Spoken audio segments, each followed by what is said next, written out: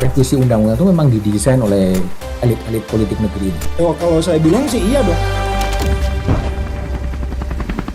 Pak Jokowi akan dihormati banyak orang kalau dia berani mengambil langkah evaluasi peradilan, reformasi, perintahkan kepada Menko Polhukam.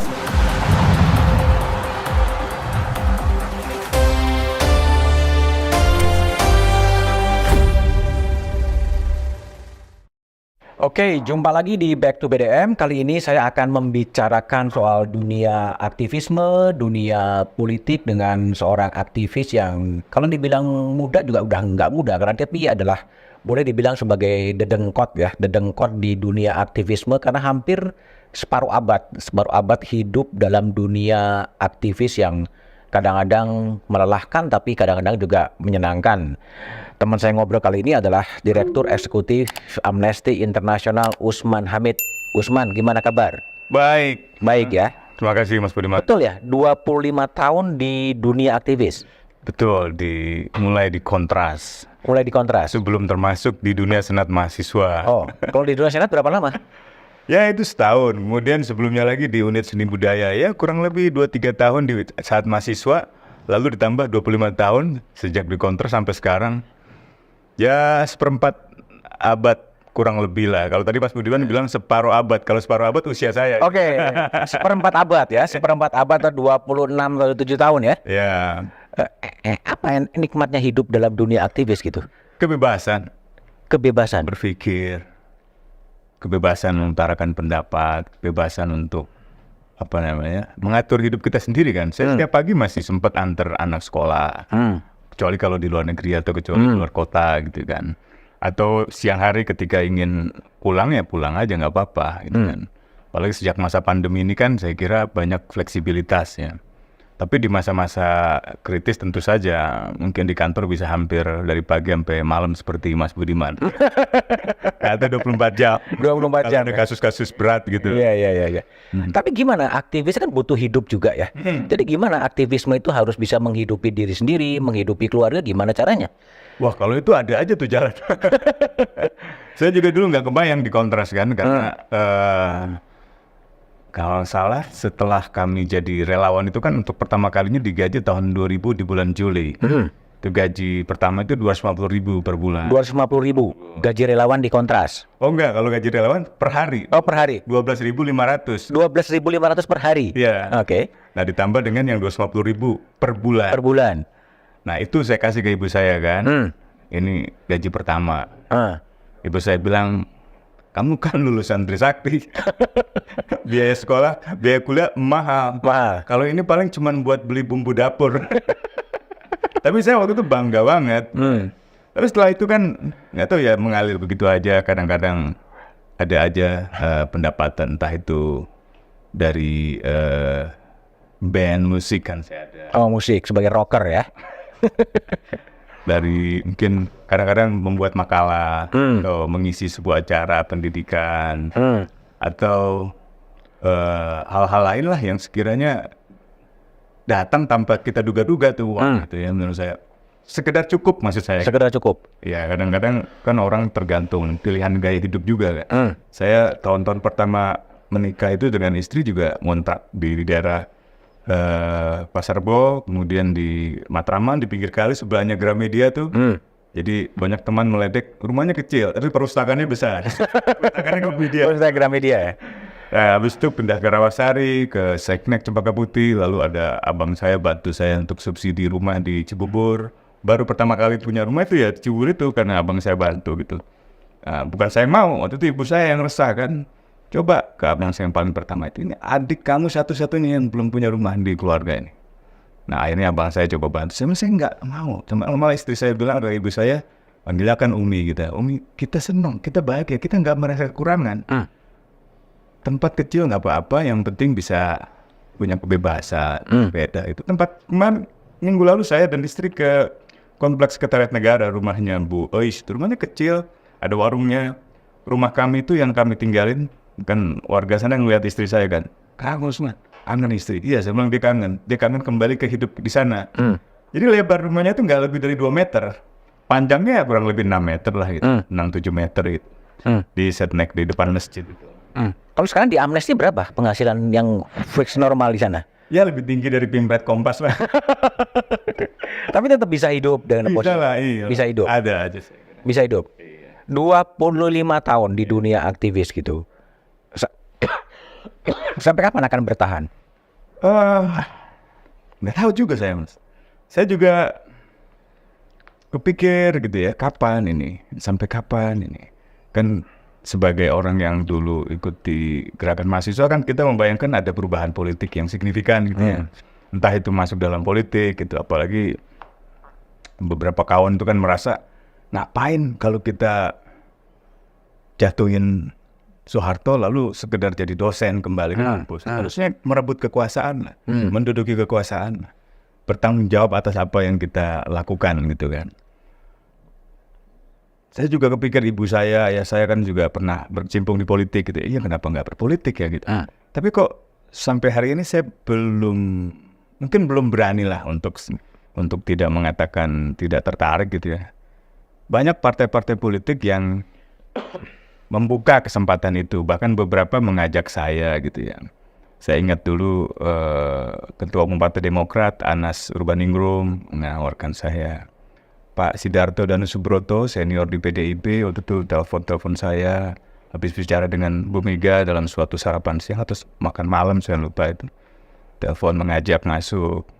Bima Arya pernah juga menawarkan untuk masuk di zaman Pak Hatta Rajasa itu untuk jadi salah satu ketua DPP.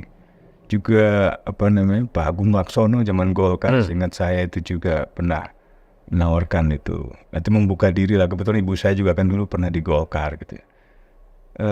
Saya sangat menghargai semua kesempatan itu ya. Tapi saya kok kalau membaca-baca literatur gitu dan mengamati sendiri keadaan politik kita tuh belum ideal memang keadaan partai kita. Masih tergantung pada pemimpin, masih dikelola dengan segelintir elitnya saja, belum terlalu profesional dalam mengelola partai. Tidak ada iuran anggota yang bisa mengikat akuntabilitas pimpinan partai.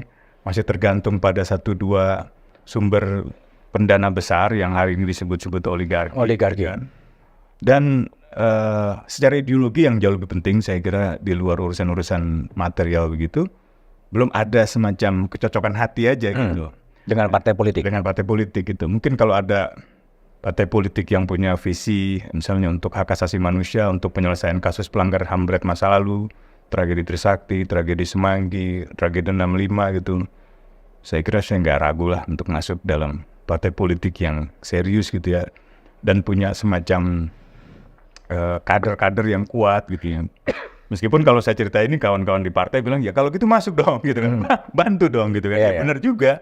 Tapi mungkin harus ada yang tetap di gerakan sosial, yang tetap ada di masyarakat sipil. Kan sudah banyak nih yang masuk ke dalam partai, ke dalam pemerintahan gitu. Toh pada akhirnya belum mampu mengubah struktur sosial ekonomi gitu ya. Struktur politik yang ada pun saya kira sekarang mengalami kemunduran. Jadi kita mengalami regresi dalam demokrasi politik dan resesi dalam bidang demokrasi ekonomi. Oke, jadi tadi soal partai politik semata-mata belum ada kecocokan hati atau memang belum mau aja ke partai politik menemani masyarakat sipil tetap sekarang gitu? Mungkin dua-duanya ya. Ada semacam ini juga perasaan tanggung jawab moral gitu kan, bahwa selama tragedi-tragedi itu belum terpecahkan, belum terselesaikan, atau selama ibu, bapak, orang tua korban itu belum mendapatkan keadilan, tuh saya seperti merasa belum selesai nih kita nih di dalam aktivisme masyarakat sipil ya. Meskipun kadang-kadang juga adalah bisikan-bisikan dari dalam pikiran bahwa udahlah serahkan pada generasi muda gitu kan. Artinya ada generasi yang tumbuh. Kalau saya lihat di organisasi tempat pernah saya berkembang di Kontras gitu kan, sekarang udah berapa generasi. Mungkin udah tidak ada yang kenal lagi saya, meskipun belakangan kita mulai saling berinteraksi lagi gitu. Tapi apa ini persoalan giliran generasi atau sebenarnya ini tanggung jawab lintas generasi sebenarnya, karena dampak yang diakibatkan oleh kerusakan-kerusakan politik kan juga berdampak pada lintas generasi gitu. Jadi saya kira ini tanggung jawab semua generasi. Atau ingin menjadi sosok seperti godfather-nya civil society? Enggak ada pretensi itu, Mas.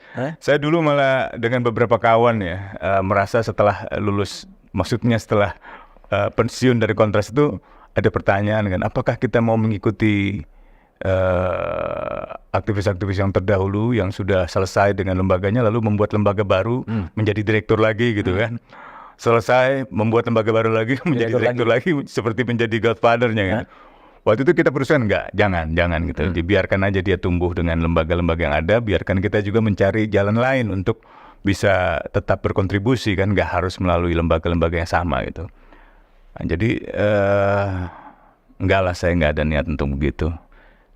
Atau menjadi konglomerat NGO gitu, ingin ini bikin itu ini. Enggak ada juga sih saya kan sejak di Kontras itu nyaris mungkin hanya membentuk satu lembaga aja namanya Public Virtue. Itu pun setelah Demos, waktu itu lembaga kajian demokrasi yang didirikan oleh Asmara Nababan, mulai seperti memasuki masa akhirnya lah gitu. Lah muncul saya, A.E. Priyono, Tamrin Tomagola, Anita Wahid, kemudian Nadine Zamira, Agus Sarif, John Muhammad, Syafiq Alilha, Andar, kawan-kawan yang akhirnya udah kita bikinlah suatu lembaga yang bisa katakanlah mengambil peran seperti Demos gitu ya. Minimal menjadi tempat untuk kita berdiskusi atau mengadakan forum-forum diskursif yang sifatnya reflektif gitu terhadap apa yang dilakukan oleh teman-teman di pergerakan itu. Sambil menyediakan referensi yang mungkin bisa membantu. Belum lama ini kami menerbitkan buku terjemahan tentang kajian demokrasi di Indonesia. Dari stagnasi ke regresi gitu, bekerjasama dengan Yayasan Kurawal, dengan Gramedia, dengan Yusuf Ishak Institute di Singapura untuk menyediakan referensi itu bagi kaum aktivis pergerakan termasuk generasi muda yang sekarang ini tumbuh gitu. Tapi kalau bicara soal dunia aktivisme, banyak orang mengamat sekarang lagi mengarah kepada the shrinking of civil society. Ya. Gimana Anda merespon asumsi itu atau pandangan itu? Ya, memang itu terjadi dan salah satunya adalah karena regresi itu juga maksudnya karena penyempitan ruang kebebasan sipil itu juga terjadi karena kemunduran demokrasi di tingkat elit ya. Artinya ada undang-undang represif yang dipakai lagi, ada upaya-upaya untuk mengembalikan sistem politik seperti dulu gitu kan, memundurkan agenda reformasi, melakukan resentralisasi pemerintahan, melemahkan lembaga KPK untuk memundurkan agenda korupsi, dan juga lembaga penegak hukum lainnya seperti kepolisian. Kepolisian juga menjadi lebih cenderung represif, cenderung partisan, bahkan cenderung melayani pemerintah yang berkuasa, melakukan kriminalisasi, tidak mau mengusut peretasan akun-akun aktivis. Itu kan banyak sekali, dan tahun lalu Amnesty merilis bulan Oktober ada 358 kalau tidak salah kasus serangan terhadap kebebasan sipil. Nah, kita meresponnya dengan pertama menyebarluaskan itu kesadaran bahwa ruang sivil kita, ruang publik kita, ruang kritik kita itu sedang menyempit. Penyebabnya apa? Penyebabnya undang-undang yang represif, penggunaan taktik yang represif, pelemahan penegakan hukum, politisasi lembaga-lembaga penegak hukum, resentralisasi pemerintahan, menurunnya kualitas partai politik, menurunnya independensi media gitu. Jadi seluruh faktor-faktor penyebab dari kemunduran demokrasi dan lebih khusus lagi kemunduran kebebasan sipil itu kita coba jelaskan itu untuk kita jadikan semacam bahan refleksi bersama supaya ada di dalam kesimpulan yang sama gitu. Dan saya kira sekarang hampir semua aktivis organisasi masyarakat sipil memiliki kesadaran bahwa ruang publik kita, ruang kritik kita sedang menyempit gitu. Sedang menyempit. Dan itu lebih banyak karena pengaruh state ya? Lebih banyak serangan dari atas, dari state gitu. Dari bawah ada misalnya polarisasi atau kelompok-kelompok intoleran yang beberapa tahun dulu kerap kali menyerang aktivis gitu ya, atau menyerang minoritas atau menyerang warga yang kritis gitu. Tapi belakangan kan semakin jelas bahwa serangannya lebih banyak dari negara. Tapi juga banyak pilihan-pilihan dari aktivis masyarakat sipil yang kemudian bergabung saja kepada negara, kepada state gitu kan. Iya ada. Mencoba mengubah perubahan-perubahan dari dalam. Iya. Tapi faktanya juga belum sepenuhnya berhasil ya. Ya, belum sepenuhnya mampu mengimbangi kekuatan yang anti reformasi gitu atau anti demokrasi gitu. Tapi ada beberapa kali momen di mana masyarakat sipil dianggap berhasil ya. Misalnya ketika undang-undang penghapusan kekerasan dalam rumah tangga, atau tahun terakhir kemarin itu ada undang-undang penghapusan kekerasan seksual. Itu kan di kalangan aktivis ya, kita merasa ini gerakan masyarakat sipil terutama kalangan perempuan berhasil memperjuangkan suatu agenda yang penting, bukan hanya murni dari kalangan gerakan masyarakat sipil, tapi juga berkolaborasi dengan para aktivis yang masuk di dalam partai politik, di dalam parlemen begitu. Kalau dulu kan di perdebatan sebelum jatuhnya Orde Baru kan ada dua mazhab. Yang pertama adalah perubahan yang dipaksakan dari luar, tetapi juga ada yang kemudian harus masuk ke dalam untuk melakukan pengubahan. Nah, setelah refleksi hampir 20-an tahun reformasi, sebenarnya mazhab pemikiran mana yang sebenarnya lebih valid? Paksa dari luar. Dipaksa dari luar.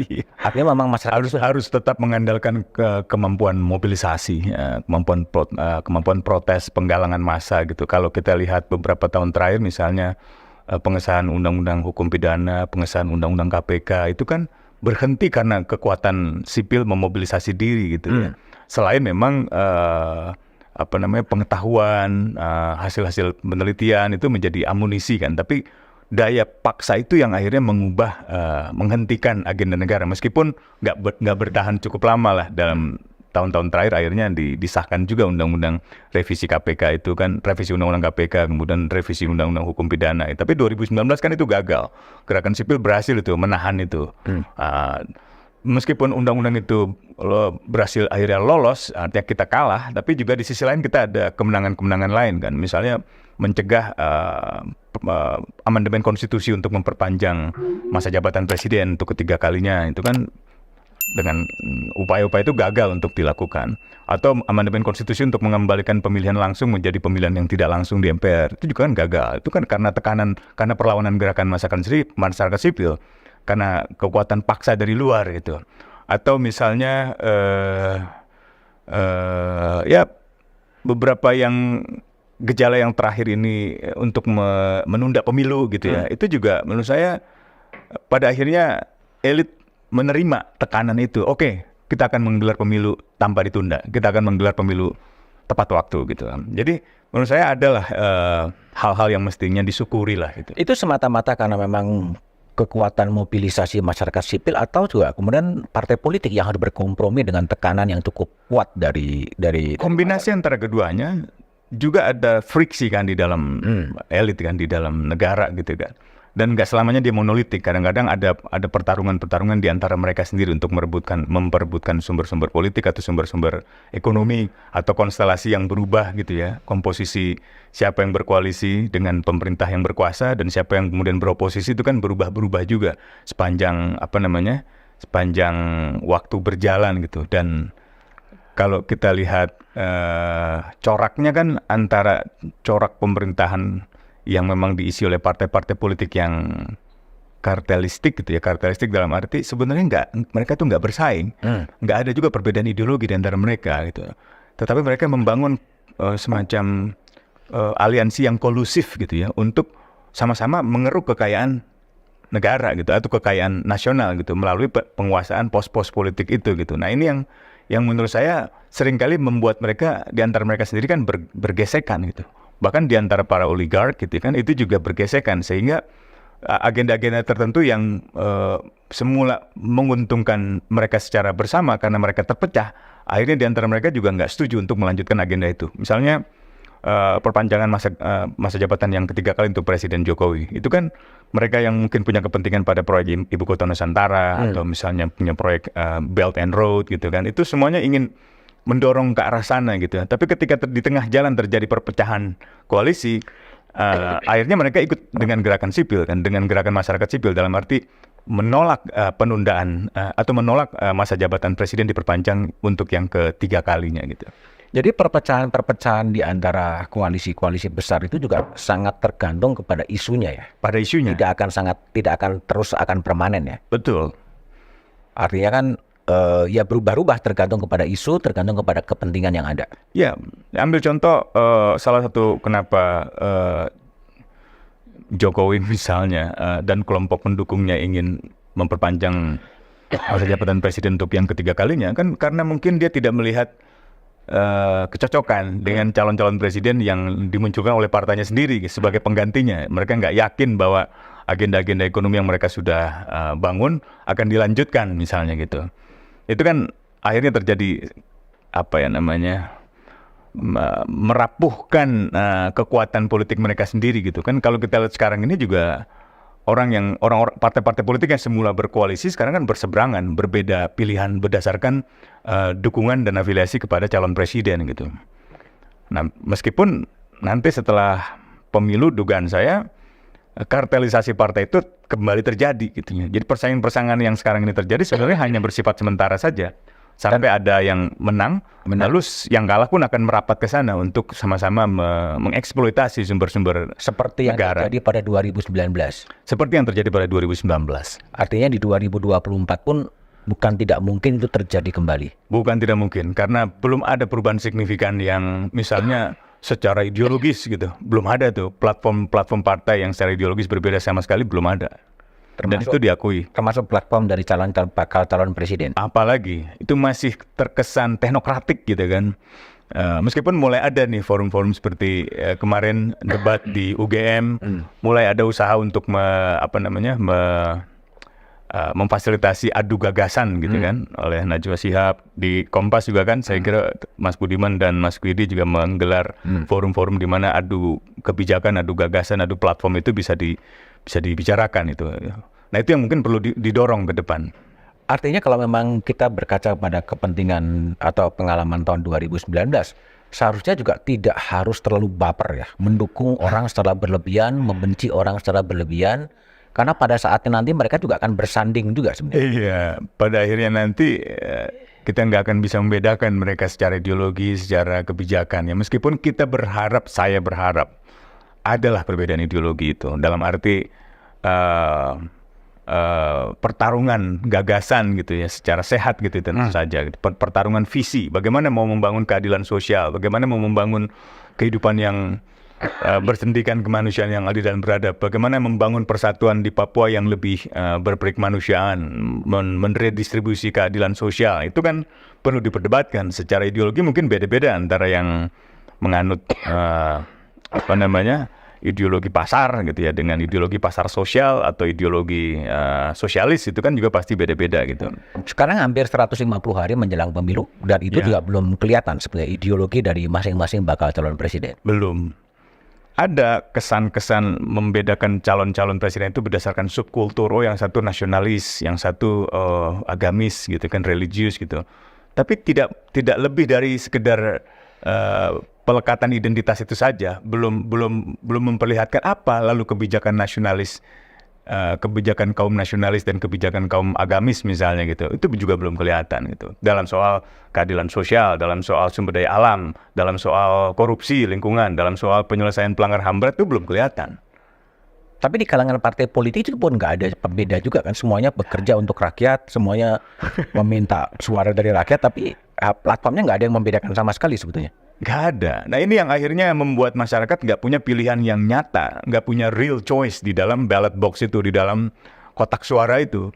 Karena memang akhirnya mereka harus kembali pada kelompok-kelompok masyarakat sipil kan. Padahal seharusnya kan mereka disalurkan kepentingannya oleh partai-partai politik. Tapi karena partai-partai politik juga tidak memberi tempat yang besar bagi mereka, karena banyak faktor ya. Misalnya ketergantungan pendanaan pada oligark gitu kan, atau ketergantungan dana pada subsidi negara ketimbang pada iuran anggota, itu kan juga menyebabkan partai nggak bisa leluasa itu. Meskipun ini harus diperbaiki, saya tidak anti partai, saya malah mendukung keberadaan partai, karena buat saya partai ya pilar demokrasi yang utama. Tanpa partai nggak ada demokrasi gitu. Tapi ketiadaan perbedaan platform itu sebenarnya disebabkan untuk apa ya? Kenapa bisa terjadi nggak ada?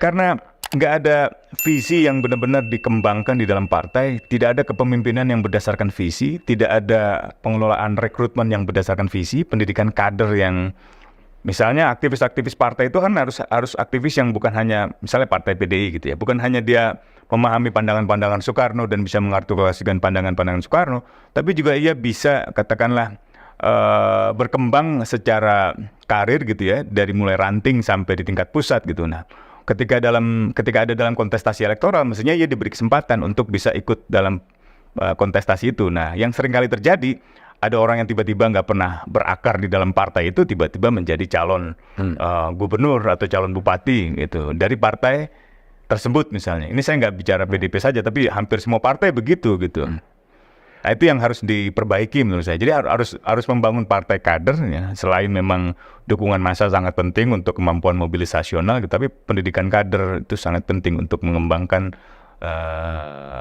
generasi kepemimpinan yang baik ke depan. Bagaimanapun juga kan perubahan struktural tetap mengandalkan agen-agen yang secara kolektif mau mengubah keadaan gitu. Jadi partai-partai sekarang boleh dikatakan semacam trader politik gitu, trader pedagang politik menaruh. Ya masih transaksional, masih, dan itu juga diakui oleh banyak orang-orang partai gitu kan. Saya beberapa sekjen partai saya kenal dan kita sering bertemu, ngobrol, makan malam, makan siang gitu ya. Mereka juga mengakui gitu, dan salah satunya memang karena masih leader centric gitu ya, masih sangat tergantung pada ketum gitu ya, entah itu ya semua partai lah menurut saya gitu ya. Atau yang kedua, memang aspirasi dari bawah itu belum terlalu terserap secara sistematik gitu kan. Demokrasi internal partai itu belum berjalan dengan baik gitu. Ditambah sekarang nih kan, partai juga menjadi objek intelijen gitu kan. Jadi partai nggak leluasa juga kan pasti di dalam mengambil keputusan-keputusan internal gitu. Dan mereka juga pasti merasa nggak nyaman, merasa nggak bebas di dalam menjalankan kehidupan partai gitu. Dan beberapa kasus korupsi yang terjadi di era SBY sampai di era Jokowi kan sebenarnya juga tidak lepas dari problem pendanaan partai gitu ya. Kasus Anas Urbaningrum misalnya itu kan jelas sekali, atau kasus Presiden PKS gitu kan, atau kasus Ketua Umum Partai P3 gitu ya. Hampir semua kasus yang terjadi melibatkan pimpinan partai itu rata-rata bukan lebih karena problem pendanaan partai kan. Makanya beberapa sarjana mengusulkan agar ada perbaikan pendanaan partai politik gitu. Ada subsidi seperti dibiayai oleh negara. Dibiayai oleh negara, dinaikkan. Ya, sebenarnya tahun 99 oleh Gus Dur sudah diberikan. Tapi tahun 2005 oleh Pak SBY kan dikurangi lagi. Nah sekarang udah mulai mau didorong dinaikkan lagi. Nah tapi di kalangan aktivis ini kan kontroversial. Kalangan aktivis masih ada yang menganggap nggak dikasih subsidi aja korup misalnya. Apalagi dikasih subsidi makin korup. Nggak juga gitu sih menurut saya. Meskipun kalau kita lihat idealnya ya harusnya iuran anggota ya, tapi sampai hari ini kan tidak ada. Nggak jalan. Makanya beberapa refleksi yang menarik itu kan salah satunya mengatakan bahwa memang partai politik sekarang ini tidak mengakar. Sama seperti gerakan sosial juga kan. Dulu Profesor Ole Tonkrus ketika melakukan penelitian lewat Demos, lewat UGM itu kan menyimpulkan salah satunya gerakan masyarakat sipil itu secara sosial mengambang, secara politik terpinggirkan.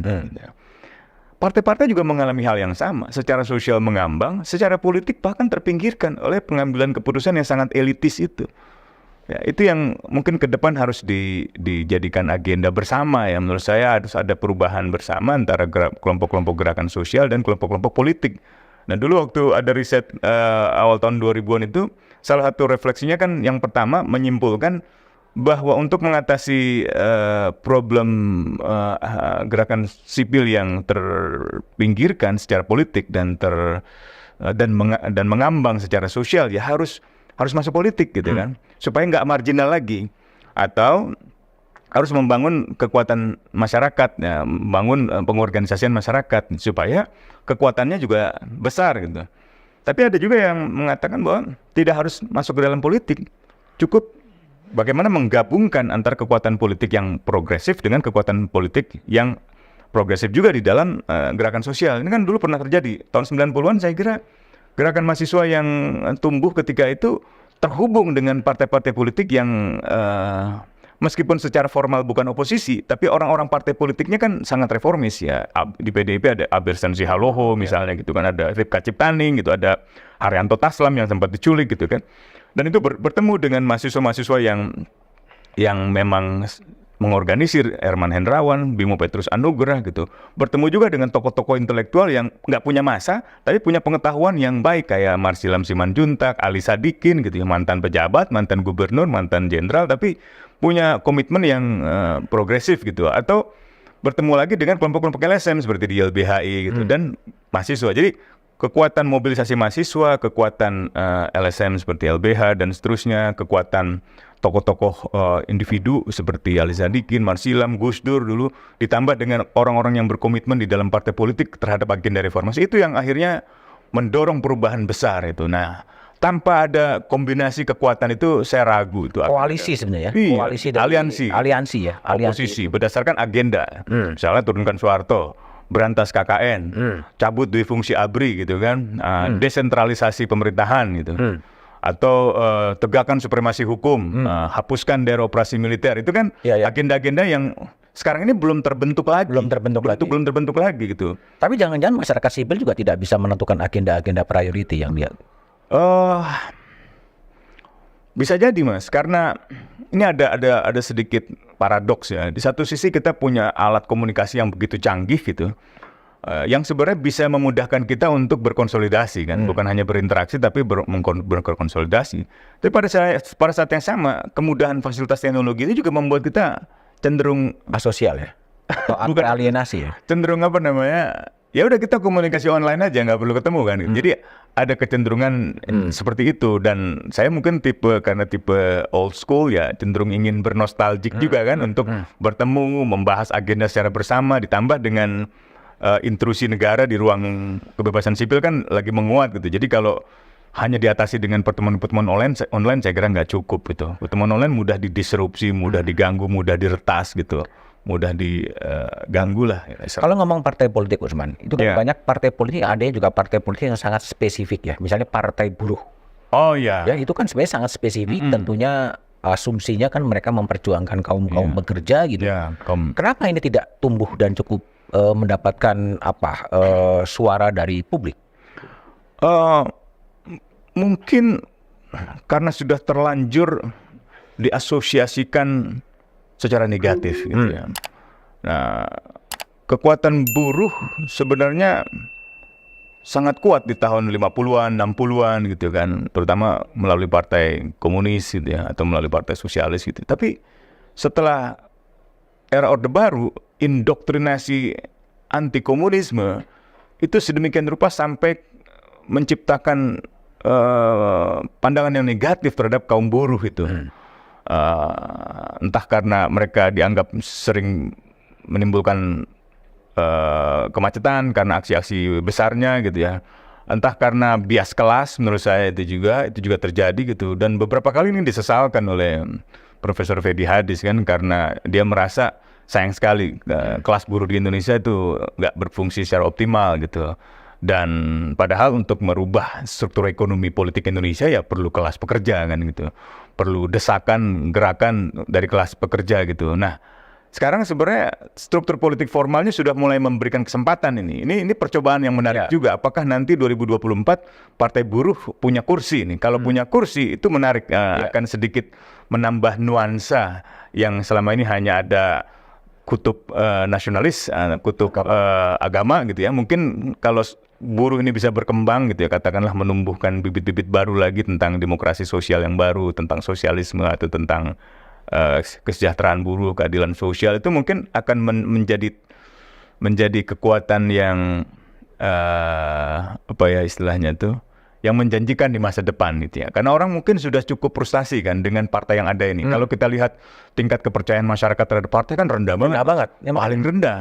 Iya, DPR juga rendah. DPR rendah. Itu DPR terendah kedua. Yang paling dipercaya malah TNI. Ini kan aneh kan. TNI kan sebenarnya representasi dan penopang rezim militer di masa Orde Baru gitu. Tiba-tiba beberapa tahun terakhir ini mendapatkan tingkat kepercayaan yang paling tinggi. Nah, itu apakah karena ketidaktahuan masyarakat, atau karena benar-benar memang TNI telah berubah gitu, atau karena skandal-skandal yang melibatkan TNI itu tertutup rapih karena sistem hukum, sistem peradilannya belum bisa menjangkau masalah itu, seperti kasus korupsi kan. Kemarin kita ramai itu soal Basarnas. Nah, itu kan TNI aktif duduk di jabatan sipil, mau, tapi ketika korupsi tidak mau tunduk pada hukum sipil. Nah, itu kan membuat publik tidak bisa melihat. Tapi kembali ke dalam partai politik, tingkat kepercayaan masyarakat terhadap partai itu rendah sekali. Dan ini juga sebabnya kadang-kadang saya agak gergetan ya dengan partai. Kita nih dalam soal pernyataan Presiden tentang data-data intelijen tentang kegiatan partai politik itu, kita merasa kita membela partai politik juga nih. Tapi mungkin masyarakat juga kayak nggak mau membangun suasana yang kritis terhadap pernyataan Presiden itu, yang membahayakan kehidupan partai politik, membahayakan demokrasi. Ditambah di sisi lain partai politik juga tidak dipercaya oleh masyarakat, dan masyarakat seperti merasa udahlah partai politik gitu. Dan mungkin ini juga dampak langsung atau tidak langsung dari populisme politik yang dimainkan dalam setiap pemilu gitu. Seolah-olah masyarakat itu hanya bisa merubah hidupnya kalau ada pemimpin yang hebat gitu. Padahal kan kita perlu intermediary ya, perlu partai politik yang mengagregasikan atau mengartikulasikan kepentingan politik, perlu media massa, perlu masyarakat sipil gitu. Tanpa itu nggak mungkin lah. Dan sepanjang sejarah saya kira sosiolog Robert Mitchell itu kan mengatakan hampir tidak mungkin masyarakat semuanya berpartisipasi dalam mengambil keputusan, dan pada akhirnya tergantung pada kompleksitas sistem kepemimpinan, sistem keterwakilan itu yang juga mudah dikorupsi gitu kan. Tapi kalau masyarakatnya mau aktif mengawasi mereka, mengontrol mereka, sulit bagi para elit itu atau bagi representasi itu untuk mengambil keputusan yang merugikan masyarakat. Tapi kalau masyarakatnya nggak peduli, apatis, akan semakin mudah bagi elit partai atau representasi partai untuk mengambil keputusan-keputusan yang justru tidak menguntungkan masyarakat. Kalau tadi Usman dan kemarin juga di satu meja memperbincangkan soal pernyataan Presiden Jokowi ya, soal data-data intelijen dari partai politik, arah partai politik yang sudah dipegang oleh Presiden, dan muncul pro kontra, dan Usman termasuk yang keberatan. Sendirian keberatan terhadap itu. Apa sih argumen keberatan Anda terhadap pernyataan Presiden itu? Ya, partai politik kan aktor yang utama di dalam kehidupan sebuah negara demokrasi. Karena itu nggak boleh menjadi objek vital, menjadi objek dari pengawasan intelijen. Pengawasan intelijen terhadap kehidupan partai politik itu hanya ada di negara-negara otoriter atau di negara-negara fasis. Dalam negara demokrasi, intelijen itu hanya digunakan untuk memastikan bahwa negara kita, kehidupan kita, keselamatan segenap bangsa kita itu aman dari segala potensi ancaman keamanan nasional, baik dari luar negeri maupun dari dalam negeri. Dari luar negeri entah itu musuh negara, dari dalam negeri bisa dalam bentuk tindak pidana terorisme, bisa dalam bentuk lainnya gitu, yang dituangkan di dalam undang-undang intelijen negara. Jadi saya kira tidak bolehlah seorang presiden, apalagi di dalam forum yang partisan seperti itu. Itu kan bukan forum rapat kabinet tentang Polhukam misalnya, bukan juga rapat pimpinan Polri, atau rapat pimpinan Badan Intelijen, atau rapat koordinasi Badan Intelijen, TNI, Polri, dan misalnya BIN. Itu kan bukan. Itu forum yang sangat partisan, forum yang sangat berkaitan dengan persaingan politik tahun 2024, di mana Presiden juga ikut mendukung salah satu calon yang sedang bersaing gitu. Jadi besar kemungkinan itu disalahgunakan oleh Presiden gitu. Itu yang kita khawatirkan sebenarnya. Tapi kesalahannya di mana? Ketika bukankah kemarin mantan Kabais juga mengatakan ya harga cabai pun diketahui semuanya, jadi aktivitasnya masyarakat. Ya, kalau harga cabai itu kan untuk kepentingan umum, kepentingan masyarakat, ekonomi masyarakat. Kalau partai politik, apalagi dibicarakan di forum partisannya, lain lah urusannya, Mas. Saya kira itu beda gitu. Kalau misalnya Badan Intelijen Strategis ya, itu kan sektor pertahanan negara. Sebenarnya kan pengawasan lebih keluar, misalnya mengawasi katakanlah wilayah-wilayah perbatasan Papua dengan Papua Nugini, atau Indonesia dengan Darwin dengan Australia, atau Pontianak, Kalimantan, Indonesia dengan Malaysia misalnya, atau di sekitar wilayah Batam dengan Singapura gitu. Itu jelas itu untuk memata-matai, katakanlah melihat potensi ancaman dari negara-negara lain gitu. Tapi kalau Badan Intelijen Strategis Pertahanan TNI mengurusi cabai, saya kira bukan itulah tugas portofolionya gitu. Atau dalam kasus Badan Intelijen Keamanan Kepolisian, BIK ya. Oke, misalnya dia mengawasi orang-orang yang terlibat di dalam, atau orang-orang yang melakukan atau terindikasi melakukan tindakan kriminal, korupsi misalnya gitu. Boleh. Tapi itu pun nggak boleh dikasih ke Presiden. Kalau menyangkut tindak pidana, itu hanya untuk keadilan, pro justisia. Artinya hanya untuk kepentingan proses hukum. Presiden hanya tahu garis besarnya saja. Pak, ini ada indikasi katakanlah korupsi melibatkan pimpinan partai. Tapi siapanya dan seterusnya itu nggak perlu tahu Presiden. Dan nggak boleh dikasih tahu. Itu kedisiplinan Badan Intelijen Keamanan yang harusnya ketat pada aspek penegakan hukum. Hanya untuk pro justisia. Hanya untuk keadilan. Bukan untuk kepentingan kekuasaan gitu. Demikian pula BIN gitu. Menurut saya sebenarnya tanpa kita bicarakan pernyataan presiden dengan berbagai analisis sudah sangat terbuka. Badan Intelijen Negara beberapa kali ikut cawe-cawe dalam urusan politik pemilu gitu kan itu. Jadi nggak ada yang rahasia. Pernyataan presiden kemarin itu hanya mengkonfirmasi saja bahwa selama ini ada penggunaan data intelijen atau penggunaan badan intelijen untuk kompetisi pemilu, untuk kepentingan politik gitu, bukan untuk kepentingan negara gitu. Tapi kira-kira kalau Usman baca ketika Presiden menyampaikan bahwa dia mengetahui semua dinamika dalam parpol, arah-arah politik parpol gitu, disampaikan dalam forum Seknas, forum relawan gitu, kira-kira pesan yang mau disampaikan apa sih sebetulnya? Pesannya kan kepada pesaing itu. Kan dia di situ berarti dia ada dalam kubu Seknas. Gitu kan. Seknas mendukung Ganjar. Ya meskipun belakangan kan Jokowi dinilai mendua, apakah dukung Ganjar atau dukung Prabowo gitu. Karena dua-dua kubu ini sama-sama memanfaatkan nama Jokowi ya, yang kita bisa lihat di dalam berbagai spanduk banner di seluruh pulau di Indonesia ini gitu. Atau pertanyaan lainnya adalah kalau dilihat dari intonasi, dilihat dari gestur, mimik muka, itu bernada ancaman itu menurut saya. Yang diancam siapa? Partai pesaing yang tidak setuju pada capres yang didukungnya. Atau yang tidak ikut dengan garis politiknya, yang tidak mau menyelamatkan agenda-agendanya setelah dia tidak lagi berkuasa, yang tidak lagi mau melanjutkan agenda-agenda pembangunan yang dia rasa sudah maju di masanya gitu.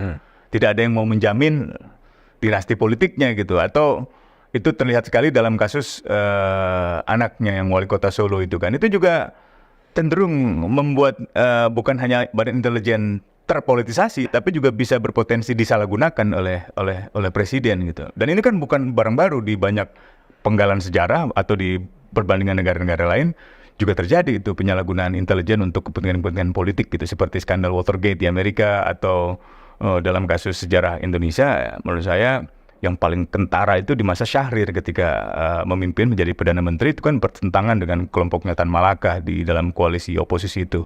Akhirnya sampai badan intelijen itu digunakan untuk menculik Syahrir kan gitu. Dan di masa Orde Baru operasi khusus Pak Bushro Muqaddas, pimpinan Muhammadiyah kan juga melakukan disertasi ini cukup menarik gitu tentang rezim intelijen di Indonesia. Bagaimana operasi-operasi intelijen untuk menyudutkan partai politik itu terjadi. Misalnya operasi komando jihad gitu. Jadi menciptakan kelompok-kelompok Islam yang radikal untuk menyudutkan partai P3, partai Islam yang satu-satunya ketika itu menjelang pemilu tahun 71 seingat saya itu. Jadi ada operasi-operasi khusus semacam itu, atau operasi-operasi khusus lainnya di tahun 80-an awal ketika juga mulai terjadi persaingan yang cukup kuat antara P3, Golkar dan PDI ketika itu. Jadi ini yang menurut saya menunjukkan bahwa pengalaman-pengalaman di masa lalu memperlihatkan betapa intervensi seorang presiden terhadap badan intelijen itu bisa berakibat fatal terhadap kehidupan demokrasi kita. Bukan hanya kehidupan partai, tapi kehidupan demokrasi secara umum. Kan nggak boleh orang ditakut-takuti dengan dimata-matai. Kalau saya rapat di internal di dalam partai politik gitu kan, tiba-tiba ada rasa ketakutan diawasi di intel itu. Dan yang namanya badan intelijen kan bukan sekedar mengumpulkan informasi, bukan information gathering aja, tapi juga bisa melakukan covert action, bisa melakukan operasi gitu, operasi politik gitu.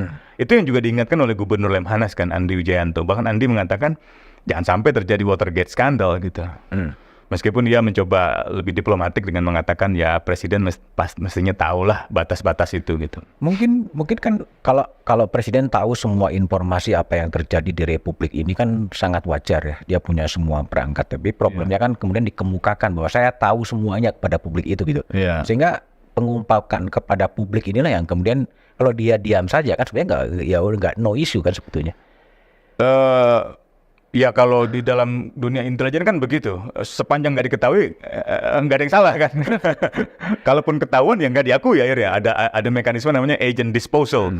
Kalau Mas Budiman intel sama saya intel juga, kita berdua operasi terus gagal ya kita nggak akan diakui itu. Nah tapi kalau kita berhasil juga nggak akan dipuji. Namanya intelijen, penuh kerahasiaan gitu kan. Tapi yang penting dari situ bukan sekedar apakah dia ekspos atau tidak, melainkan apakah benar badan intelijen mengintai, memata-matai partai politik. Kalau itu benar itu salah. Nah itu yang kita minta kepada Komisi 1 DPR untuk menyelidikinya gitu. Meskipun kami sadar di dalam Komisi 1 atau dalam DPR kan partai-partai pendukung pemerintah jauh lebih dominan gitu ya. Artinya tidak mungkin lah hanya misalnya PKS saja atau Demokrat gitu ya. Kemarin saya dengarkan Hinca Panjaitan juga cukup kritis gitu ya, atau politisi PKS siapa Al-Habsyi dan satu lagi saya lupa itu. Mereka mempertanyakan kenapa dibuka, itu juga penting. Tapi yang juga lebih penting adalah apakah ada netralitas dari presiden, apakah ada netralitas dari Badan Intelijen Negara dalam konteks pemilu gitu. Mestinya kan tidak ikut cawe-cawe lah gitu ya. Kan dulu di era 98 ketika reformasi terjadi, kan badan-badan intelijen yang sifatnya mengawasi kegiatan politik dihapuskan, Mas.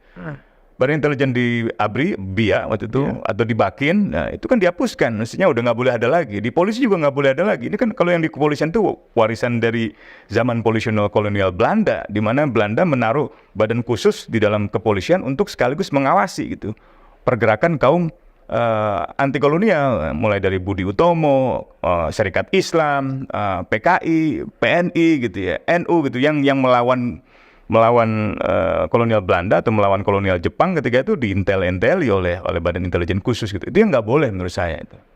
Tapi kan ketika Pak Jokowi menyampaikan itu kepada publik kan punya maksud ya, artinya bukan semata-mata sekedar berpidato menanggapi Seknas, tapi memang ada maksud bahwa kami tahu loh semuanya arah-arah partai politik gitu. Sebetulnya diarahkan kepada tim relawan-relawan Jokowi yang berbeda pilihan atau seperti apa? Ya, kalau saya baca ulang lagi itu kan kira-kira Pak Jokowi mau bilang bahwa kalian relawan harus belajar dari saya, dari zaman saya wali kota, gubernur dan seterusnya sampai saya merasa bisa memajukan Indonesia gitu kan. Nah, salah satu caranya ya saya ngerti nih kegiatan gerak-gerik partai politik gitu kan. Nah, ini bisa saja itu berpesan kepada pihak lain gitu ya, bahwa karena pengetahuan saya berdasarkan data intelijen itu tidak dimiliki oleh Anda jangan main-main dengan saya. Gitu. Karena kan nggak semua ketua umum partai punya akses yang sama. Nah, kecuali memang data itu untuk negara. Mereka bisa meminta representasi mereka di dalam Komisi 1 untuk mengakses datanya. Meskipun di Komisi 1 misalnya kalau ada subkomisi intelijen, itu kan disumpah untuk menjaga kerahasiaan. Nah, kan dia tidak mungkin kalau misalnya dia memeriksa data intelijen yang sudah melalui sumpah kerahasiaan itu tiba-tiba menyangkut kehidupan partai politiknya. Kan DPR dan presiden itu kan sama-sama end user, sama-sama pengguna akhir. Jadi pengguna akhir itu bukan hanya presiden loh, melainkan juga DPR, khususnya Komisi 1, lebih khusus lagi subkomisi intelijen. Nah, itu yang harusnya terjadi di dalam sebuah masyarakat yang demokratis, di dalam sebuah negara yang demokratis. Kan nggak mungkin partai-partai yang ada di dalam perwakilan subkomisi intelijen itu tiba-tiba membaca, loh ternyata kok badan intelijen malah mengawasi partai saya.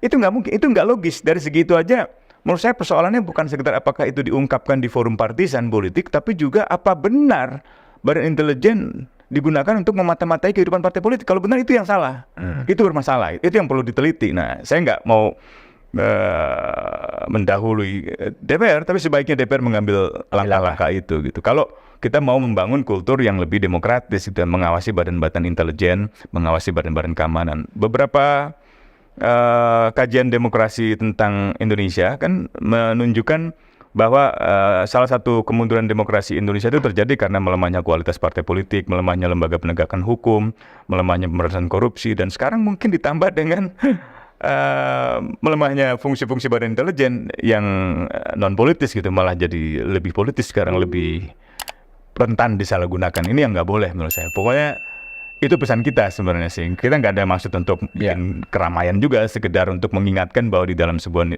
negara yang demokratis mestinya badan intelijen itu diselenggarakan dengan menghormati asas kerahasiaan, netralitas, objektivitas, profesionalitas. Itu eksplisit dinyatakan di dalam pasal 2 itu. Kalau sekarang ya, setelah ramai sekali kemudian presiden membicarakan dia punya data intelijen dan lain sebagainya. Kemudian sekarang udah muncul spekulasi yang diungkapkan bahwa mulai dari wakil ketua umum PKB Jazilul Fawait mengatakan ya poros ini ya bisa tinggal 2 gitu loh. Tidak 3 lagi gitu loh. Ini ada kaitannya kah? Bisa jadi data intelijen itu digunakan untuk mengatur bidak caturnya kan. Mungkin presiden ingin jadi kingmaker kan. Kingmaker kan nggak mungkin berdasarkan spekulasi. Kingmaker harus berdasarkan data-data yang akurat. Data yang akurat hanya bisa diperoleh dengan cara-cara perolehan informasi yang benar.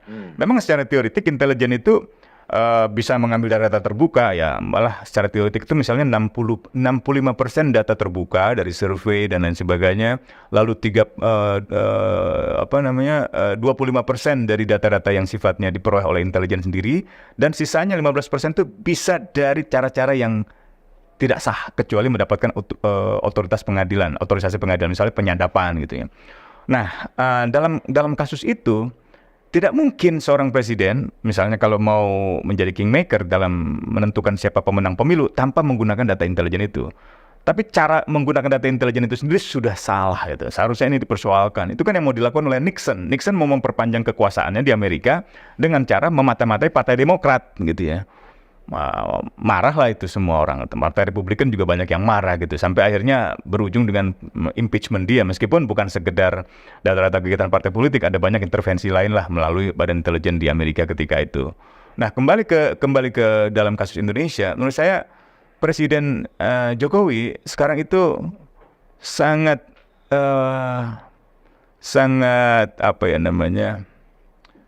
terkesan kuat ingin mengintervensi hasil pemilu itu untuk memastikan ya bisa dibenarkan ya, misalnya ingin legasinya dilanjutkan oleh presiden yang baru, oke lah gitu ya. Tapi kalau sampai dilakukan dengan cara-cara yang tidak fair, yang menggunakan badan intelijen yang seharusnya tidak digunakan untuk kepentingan politik, itu saya kira keliru gitu. Itu yang nggak boleh terjadi. Dan itu harusnya dikoreksi oleh parlemen. Iya, apalagi kalau sampai berujung, ya taruhlah itu tadi penentuannya jadi 2 pasangan gitu. Itu juga bisa mengakibatkan polarisasi kembali di dalam politik Indonesia gitu. Nah, ini yang sebenarnya masalah mendasar ya, selain masalah lain seperti parliamentary threshold, electoral threshold, itu ambang batas parlemen, ambang batas presiden yang membuat pilihan kita sangat terbatas. Kasihan masyarakat kan. Nah, partai politik jadi kesusahan sendiri. Padahal kalau partai politik tidak membatasi ambang batas parlemen, ambang batas calon presiden, itu kan mereka dengan leluasa mencalonkan ketua umumnya. Dan kuncinya pada presidensial threshold sebenarnya. Iya, pastinya itu dihilangkan lah itu, karena nggak sesuai dengan hak konstitusional gitu. Itu Pak. Oke, bagian-bagian terakhir Mat. Menurut Anda yang udah hampir 25 tahun sebagai aktivis ya, mulai dari mahasiswa sampai kepada isu-isu asasi manusia itu. Sekarang yang saya tanya, problem paling besar yang dihadapi oleh bangsa ini sebetulnya apa sih? Korupsi. Dia menyebabkan berbagai sendi kehidupan sosial kebangsaan rusak. Pengelolaan sumber daya alam harusnya diperuntukkan bagi kemakmuran rakyat, hanya kemakmuran elit. Kan angka kemiskinan kita memang berkurang ya sedikit ya, tetapi ketimpangannya naik. Dengan kata lain, yang kaya makin kaya, yang miskin makin miskin. Itu data BPS. Lalu yang kedua adalah pelanggaran hak asasi manusia. Dimanapun rezim yang korup, pemerintahan yang korup akan menggunakan kekerasan sebagai bahasa komunikasi politiknya gitu. Nah, itu sebabnya kita terus melihat masalah pengelolaan sumber daya alam ketika dipersoalkan oleh masyarakat, direpresi gitu ya. Dari mulai di Papua, di Sulawesi, ya, di Maluku, lalu di Jawa Tengah, di Wadas, di Sumatera Barat, di Air Bangis, sampai di yang terakhir ini, di Rempang Galang ini. Itu kan terasa sekali bahwa proses pengambilan keputusan terhadap proyek-proyek strategis nasional, pengelolaan sumber daya alam tidak dilakukan berdasarkan prinsip-prinsip anti KKN. Jadi bukan hanya korupsi, maksud saya, korupsi, kolusi, dan nepotisme itu yang nggak boleh itu dua-duanya itu. Termasuk di lingkar presiden sendiri kalau memberikan fasilitas kepada anak-anaknya itu bagian dari korupsi menurut saya. Korupsi dalam pengertian kesatuannya dengan kolusi dan nepotisme gitu. Sumber daya alam kita juga yang dikeruk begitu kaya, ya lingkungan yang begitu kaya, tambang emas, tambang batu bara, tambang nikel itu nggak seluruhnya masuk ke dalam negara kan untuk meredistribusi keadilan buat masyarakat. Pelayanan masyarakat di kepolisian, pelayanan masyarakat di kesehatan, pelayanan masyarakat di pendidikan itu semuanya nggak berfungsi maksimal karena korupsi. Serius nggak sih sebetulnya bangsa ini memberantas korupsi itu? Ada momen-momen di mana itu sangat serius. Saya kira ada momen-momen di mana misalnya optimisme terhadap Indonesia di masa depan itu sangat tinggi ketika KPK sangat efektif di dalam memberantas korupsi. Terutama di 2 sektor. Pertama di sektor politik gitu ya, yang kedua di sektor penegak hukum. Nah, bagaimanapun sektor politik ini teladan kan dalam kehidupan kebangsaan. Yang kedua, penegak hukum itu ya keseharian masyarakat itu dihadapi oleh penegak hukum. Kalau penegak hukumnya korup, rasanya nggak mungkin masyarakat bisa mendapatkan keadilan atau kesejahteraan itu. Jadi itu mungkin yang bisa. Jadi pasang surut. Ya pasang surut. Nah sekarang ada di surutnya itu, ada di masa di mana kita optimisme itu rendah sekali. Kan lihat aja Transparency International, di mana indeks persepsi korupsi terhadap Indonesia itu kan memburuk gitu ya. Bahkan skor kita lompat apa istilahnya itu Turun. Ya anjlok. Sampai ke 4 scoring kan gitu. Kemudian indeks indeks itu menjelaskan bahwa korupsi-korupsi di sektor sumber daya alam, di sektor politik, di sektor hukum itu belum beres gitu. Nah ini yang rasanya tidak lepas dari tanggung jawab pemerintah yang sekarang dan DPR sekarang yang melemahkan KPK, membuat revisi atas undang-undang KPK, dan ada satu yang saya lupa sampaikan, yaitu narasi reformasi sekarang ini itu melemah, berganti dengan narasi pembangunan. Dan demi pembangunan yang lain gak penting. Demi pembangunan pemberantasan korupsi, kalau itu menghambat investasi, singkirkan. Demi pembangunan pelanggaran hak asasi manusia itu, kalau memang diperlukan, nggak apa-apa gitu. Jadi itu makanya pernyataan-pernyataan menteri seperti keras sekali gitu ya. Luhut Binsar Panjaitan mengatakan saya bulldozer itu yang menghambat investasi. Atau kemarin Bahlil dia di DPR mengatakan ini ada kepentingan asing di balik protes-protes ini. Loh, ini mengingatkan saya pada zaman Orde Baru yang jelas membawa asing itu pemerintah. Di masa Orde Baru Amerika, di bawah pemerintahan Jokowi Tiongkok gitu. Tiba-tiba kita yang dituduh, ada tiba-tiba masyarakat yang dituduh. Nah menurut saya cara-cara ini nggak fair gitu ya. Kalau mau mengambil langkah-langkah mengundang investasi, menurut saya ambillah contoh Soekarno ketika ia mau membangun GBK, mau membangun Sarinah, mau membangun Hotel Indonesia, membangun Jembatan Semanggi dengan investor yang berbeda-beda negara. Sehingga ada politik perimbangan dalam kebijakan luar negeri. Soviet diajak, Tiongkok diajak, Jepang diajak, Amerika diajak gitu. Jadi Soviet bangun GBK misalnya, Amerika Jembatan Semanggi, misalnya Jepang bikin Sarinah atau misalnya Tamrin gitu. Itu politik perimbangan Soekarno dalam melihat geopolitik dunia. Nah, Pak Jokowi menurut saya mengabaikan itu. Sama, Pak Harto juga mengabaikan itu. Pokoknya yang penting investasi dari Amerika jalan terus, Freeport, Exxon, Mobil Oil, dan seterusnya. Jokowi juga begitu. Nah, ini yang menurut saya akhirnya posisi politik kita di tingkat global juga nggak strategis gitu kan. Di tingkat nasional ya kita mengalami masalah. Ini akhirnya sentimen anti Cina jadi dimunculkan lagi sekarang. Oh, ini yang bertanggung jawab atas Pulau Rempang ini kan Tommy Winata, pengusaha Cina yang terkaya misalnya gitu. Oh, ini juga dari investor Cina, perusahaan Xinyi itu. Dipakai oleh kelompok-kelompok tertentu untuk memanfaatkan sentimen anti asing yang menurut saya berbahaya di dalam kehidupan politik Indonesia. Kita pernah melewati masa gelap tahun 60-an, tahun 65-66, di mana kelompok-kelompok Tionghoa yang dianggap komunis disingkirkan. Bukan hanya diusir dari berbagai tempat-tempat tinggalnya, di Sumatera, di Kalimantan gitu, tapi juga tidak diperbolehkan untuk menjalankan keyakinannya, kepercayaannya gitu ya. Dan dianggap kampus saya Trisakti itu kan dulu kampusnya Respublika, kampusnya para intelektual Tionghoa itu dibakar karena dianggap komunis, pro-komunis gitu. Nah, tahun 98 ketika kami memulai gerakan reformasi juga terjadi kerusuhan rasial yang sangat parah, kekerasan rasial terhadap perempuan-perempuan Tionghoa diperkosa. Itu belum pulih sebenarnya. Jadi kita belum bebas dari prasangka-prasangka negatif berdasarkan kebencian agama, kebencian suku, kebencian ras itu. Nah, kalau pemerintah mau mengambil katakanlah strategi pembangunan yang bisa menyumbang bagi upaya mengatasi politik identitas itu atau sentimen primordialisme itu, ya jangan hanya Tiongkok lah. Ya. Ajak Jerman, ajak Perancis, ajak Jepang gitu. Jadi secara politik luar negeri juga kita lebih dihormati. Tidak kan dalam kasus kereta cepat Perdana Menteri Jepang kan kecewa kan karena Jokowi menolak tawaran Jepang gitu kan. Sampai ada karikatur di Jepang yang menunjukkan Jokowi mengemis-kemis kepada Xi Jinping sementara Perdana Menteri Jepang dalam kondisi yang sangat marah gitu. Nah itu menurut saya penting lah supaya tidak terjadi pelanggaran hak asasi manusia di tingkat bawah gitu. Jangan-jangan ada kolusi di dalam menentukan proyek itu. Jangan-jangan ada korupsi di dalam penentuan proyek itu. Sehingga setiap ada kritik terhadap proyek itu dihadapi dengan kekerasan gitu. Kekerasan sebagai bahasa komunikasi dari penyelenggaraan pemerintahan yang korup. Kalau mimpi Usman soal sebagai aktivis yang sudah begitu lama soal Indonesia, Seperti apa sih wajah Indonesia yang diidealkan seorang Usman Hamid? Kembali ke dalam cita-cita membangun pemerintahan yang masyarakat yang sosialis. Sosialis yang mengatur sumber daya negara, sumber daya keadilan itu benar-benar merata gitu ya, untuk yang miskin, untuk yang tidak punya tanah, untuk yang tidak bersekolah, yang tidak punya pekerjaan gitu. Kalau yang sekarang terjadi kan sebaliknya. Retorikanya masih tentang keadilan sosial, tentang kemanusiaan yang adil dan beradil, tentang Pancasila, tapi praktiknya enggak. Ada banyak klaim tentang kita nih maju. Infrastruktur, saya akui lah, infrastruktur baik di ibu kota seperti Jakarta maupun di sebelah wilayah itu ada kemajuan. Tapi apakah infrastruktur itu mengubah distribusi keadilan sosial buat masyarakat, atau hanya memfasilitasi arus modal dari yang golongan yang kaya?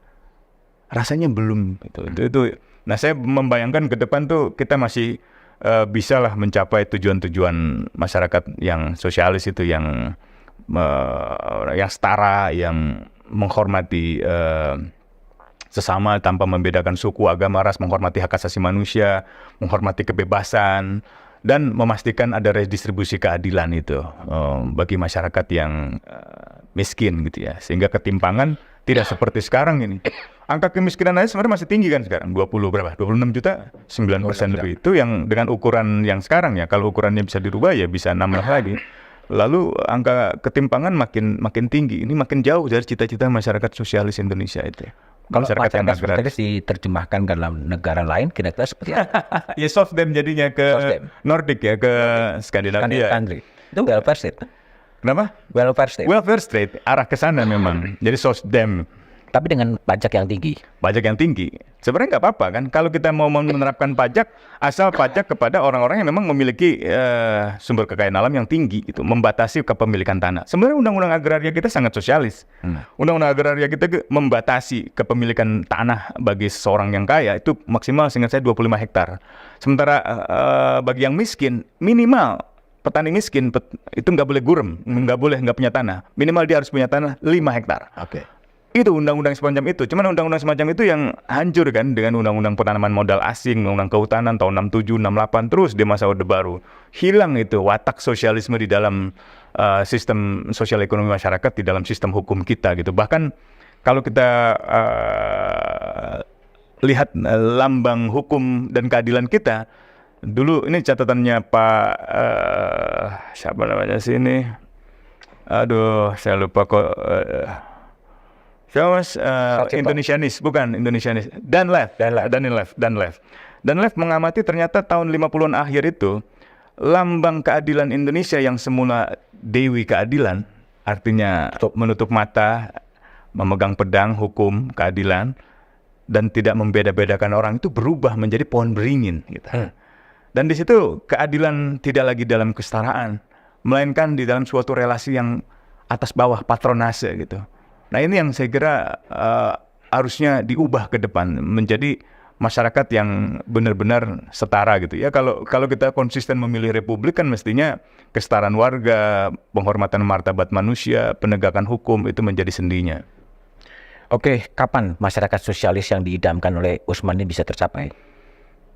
Kalau partai politik memiliki visi ideologi yang kuat pada keadilan sosial, pada kesejahteraan sosial, kalau pemimpin-pemimpin partai politik sudah mulai mengandalkan kekuatan ide, imajinasi, bukan kekuatan material di dalam berpolitik, dan tentu saja kalau masyarakat sipilnya, gerakan sosialnya terus-menerus menyusun agenda bersama, membela kepentingan-kepentingan masyarakat yang tertindas, yang terpinggirkan gitu. Tapi optimis bisa tercapai? Saya masih optimis karena 5 tahun terakhir kelihatan sekali bahwa gerakan sosial di Indonesia tidak sekedar memperjuangkan kebebasan-kebebasan dalam arti demokrasi liberal, demokrasi politik, misalnya kebebasan berpendapat, kebebasan berkumpul, berserikat, ya, beroposisi, kebebasan pers, itu penting, nilai-nilai demokrasi liberal, demokrasi politik gitu.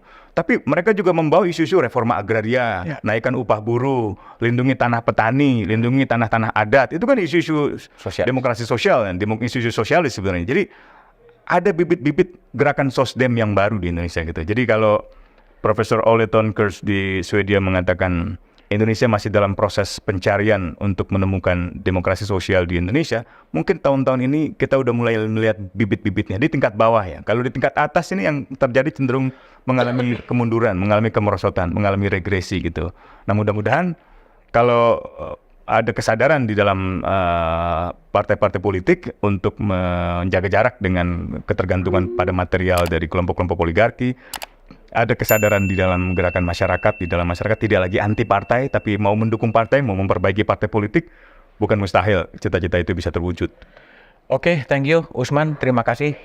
Itulah gagasan dan pikiran dari Usman Hamid soal masyarakat sosialis di Indonesia. Entah kapan akan tercapai, tapi itulah mimpi seorang Usman Hamid yang sampai sekarang minimal masih bertahan di dunia aktivisme sosial dan aktivisme politik.